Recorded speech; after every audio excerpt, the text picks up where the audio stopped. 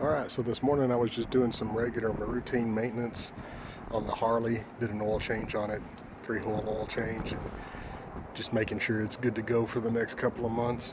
And so I've seen the comparisons between these two bikes before, and I've never really understood it simply because the Vulcan Vaquero is really more akin to the Harley Road Glide rather than the Street Glide. But we take this opportunity to do a comparison video between these two bikes, and not just the difference between the brands and the style of ride, but the difference between the style of fairing and what you need to do to either one of these bikes to make them really truly roadworthy. First we'll do it the Vaquero. I've wanted a Vaquero for like 10 years before I bought this one. I bought this one in June of 2025. It had 1,800 miles on it. This is a 2018 model. And a lot of the things people told me about how going to a fixed fairing versus the batwing fairing was that it would be easier to get up off the kickstand, that would be easier to handle in a parking lot, and that it would be a whole lot easier. You wouldn't feel the wind or the noise as prominent as you would with the batwing fairing on the Street Glide. Some true, some grotesquely overblown. First of all, getting it off the kickstand, the weight's the same. The weight's all still there, so I really don't see the advantage there. Turning it into like slow maneuvers in a parking lot, not having that batwing fairing and all that weight on there, there's a slight advantage, but it's slight. It's not this massive advantage people would have you believe that it is. Is it more quiet than the batwing fairing? Between these two particular motorcycles, yes. The stereo on the Vulcan is just an add-on to what was already there. I still use the factory stereo. See, I'd added an LCD screen for the Android Auto and put an amplifier on it, and the only thing that I had to actually spend money on for this stereo, because I had everything else actually already because of projects I'd tried to do with my Harley, was I bought these adapters from Engineered Adapters to go from the 5.25s to the 6.5-inch speakers, and it's got Hertz Centos in there, and I can hear the stereo perfectly fine when I'm out on the highway. Does it have this awesome sound? Well, you're out there hearing wind noise, motorcycle noise, all of those things. It's never really going to be as clear as it is sitting in the garage.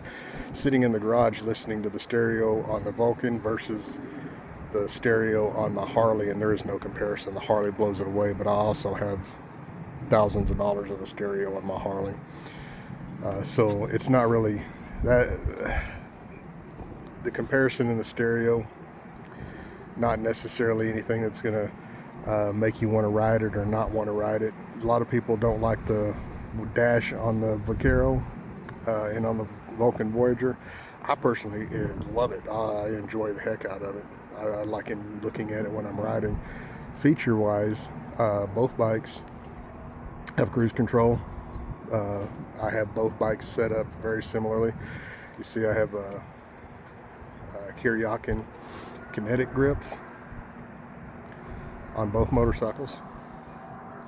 Both motorcycles have the same wireless charging phone holder, something that I got for about $25 off Amazon, and honestly works fantastic. Been on several trips on both motorcycles, and the Harley vibrates like a paint shaker and hasn't had any issues with either one of them.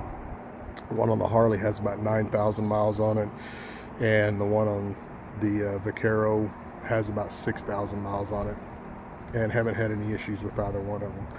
Now, I do like using my Android Auto. I don't use maps a whole lot. I use it more for music and other things, but when I do use maps, I do like having the Android Auto there, so that's why we have the secondary mounted screen on the Vaquero. The Vaquero 1700 cc's. It is a 2018. Pretty much all of them are the same. I think the only major upgrade the Vaquero's had in the 15 years it's been in production is the dual linked ABS system that is on them, I think, from about 2014 up.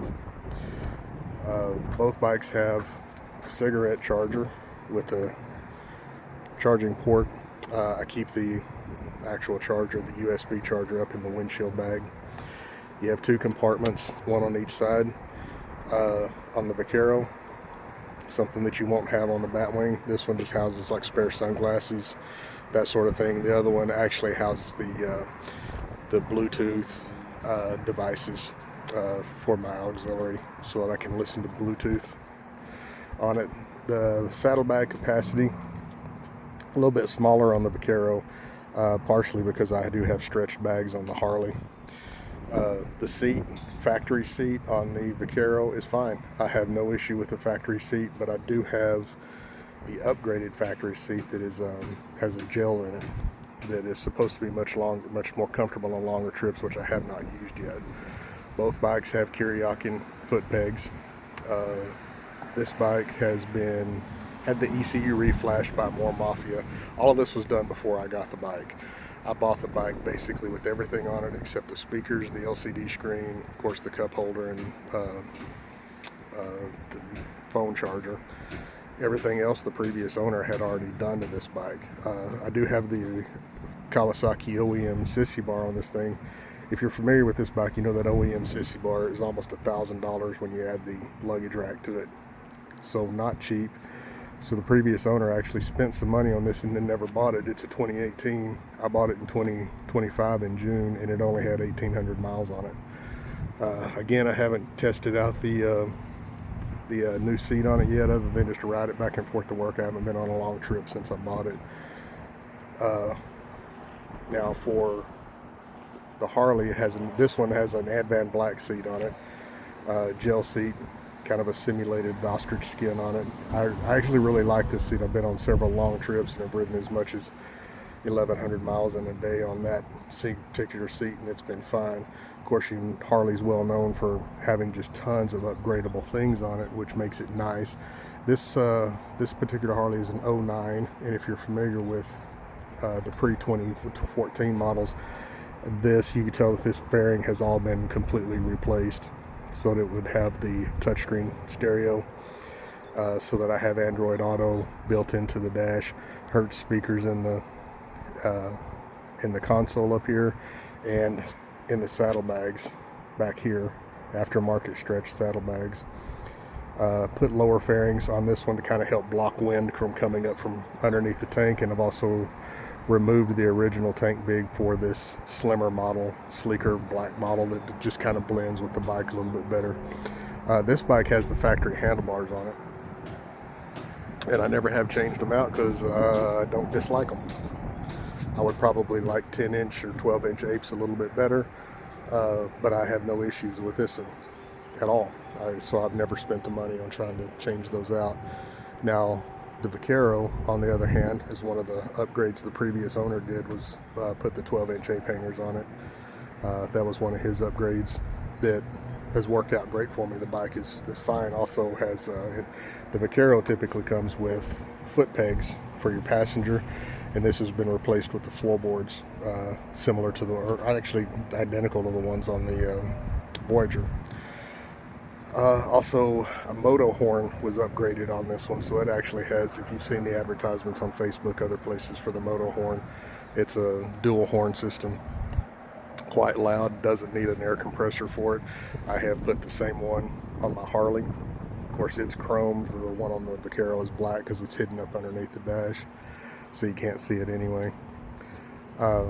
Both bikes are great for long distance, but if you asked the difference between the two, the major difference is that the Harley is louder. It's not just louder as a bike, it is louder as because the batwing fairing has more wind coming around it.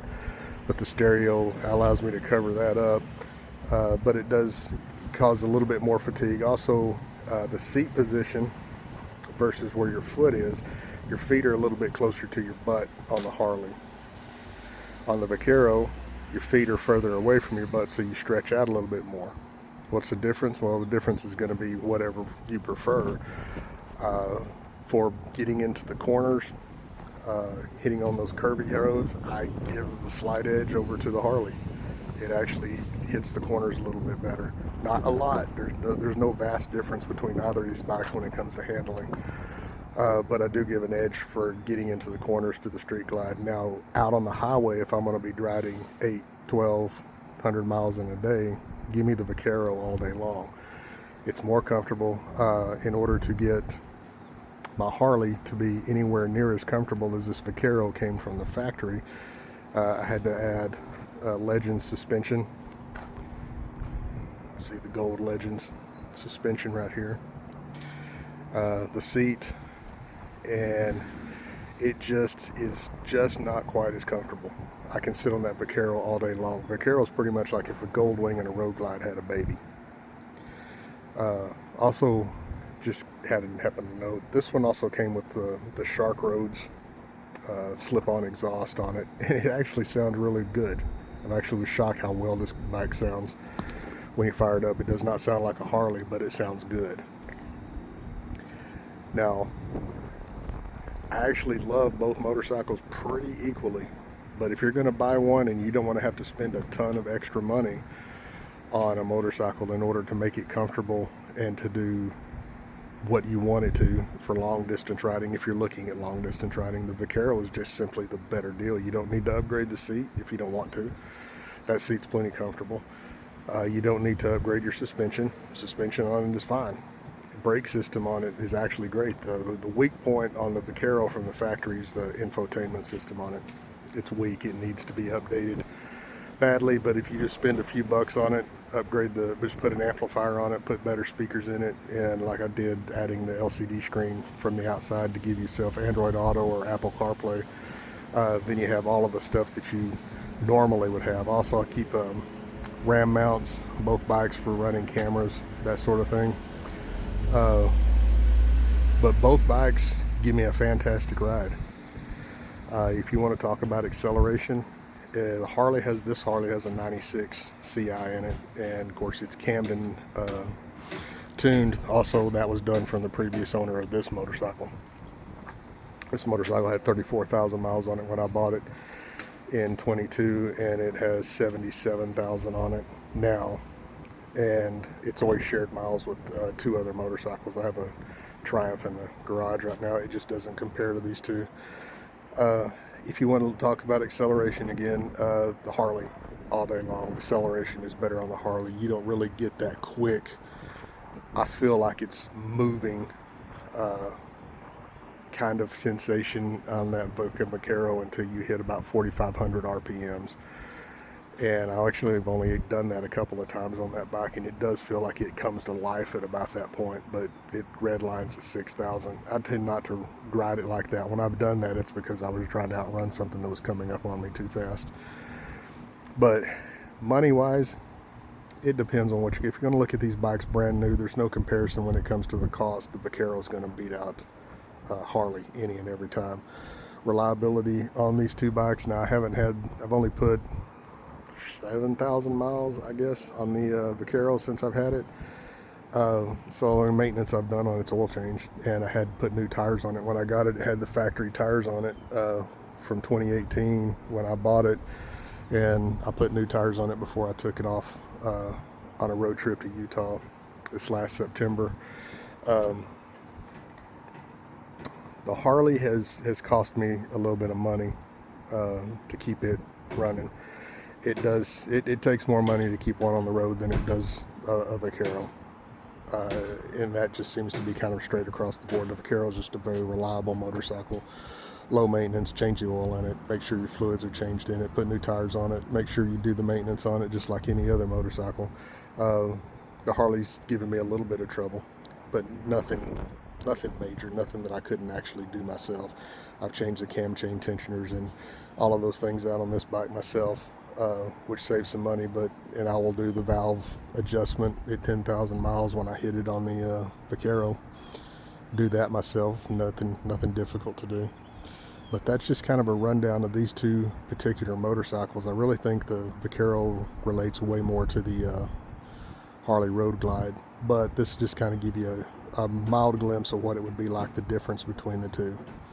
Now, of course, if you compared a really tricked out Vaquero to a factory Street Glide from brand new from 2026, well, that changes everything too. So I just wanted to give you an idea of what the upgrades that have been done to the bikes, what you're going to get from the factory from these two bikes, and so you should kind of get a decent comparison of what it means to own either one of these.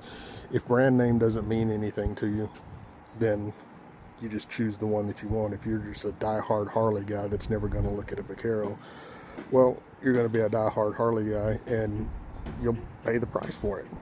It is what it is. I love my Harley, but it costs me more to keep on the road. But I also enjoy it a lot. In fact, it's going out tomorrow on a ride that we're heading out on. Another upgrade, the one that I've done to the Vaquero, is I put in the auxiliary lights on the front. It's really the only thing outside of the stereo that I've done to upgrade the bike. I do have the seat on it, but I don't have that upgraded gel seat on it right now because I'm not going anywhere, and I just use that factory seat just because I think it looks good and it's plenty comfortable. I only have a 9-mile ride to work in the mornings, and part of the reason that I wanted a Vaquero, like I said, I've wanted one for 10 years, and one of the reasons, when I ride back and forth to work, I work in DFW, so traffic can be 10 minutes to work or it can be 45 minutes to work. And if I get stuck in traffic, I would prefer to have a water-cooled bike versus the air-cooled bike from the Harley. So that was one of the factors in choosing the Vaquero as a second bike. Also, having 2 touring motorcycles gives you the opportunity, if one of them's acting up or needs new tires, and you get the opportunity to go on a long trip, and one of them's in good condition and one of them's not, well, you don't have to miss out. You just pack up the one that's good to go and go on it. But anyway, that was just a quick video of what it is like to own these 2 particular bikes. Enjoy your afternoon.